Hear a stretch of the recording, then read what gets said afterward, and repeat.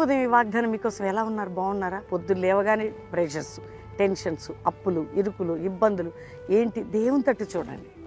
నేను అనేది 5 to 6 pastor Praveen YouTube నుండి మీకు ఎందుకు మేము లైవ్ ఇస్తున్నాం ఈవినింగ్ మార్నింగ్ అంటే, మీరందరూ వాక్యములు ప్రార్థనలో స్ట్రెంగ్త్ పొందుటకు, ఒక బలం పొందుటకు, ఒక మంచి నూతనత్వం పొందుటకు, అది దేవుడు మీకు ఇస్తున్న అవకాశం.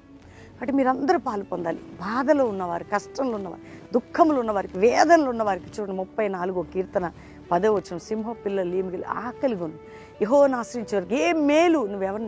ఆయన బిడ్డ, నా పిల్లలకి ఏ మేలు కొదవే ఉండదు అన్న. నా పిల్లలు, నువ్వెవరి పిల్లవి? సింహ పిల్లవి. సింహ పిల్లలు లేమిగలి, నువ్వెవరి పిల్లలు? దేవుని పిల్లలు.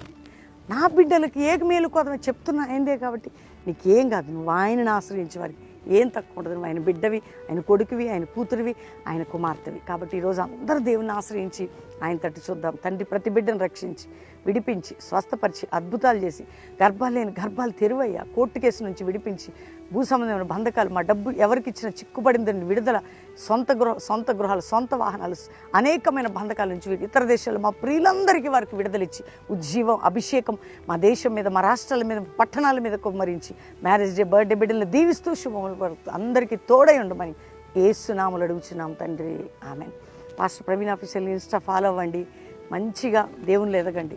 దేవుడు దీవించును గాక. ప్రైజ్.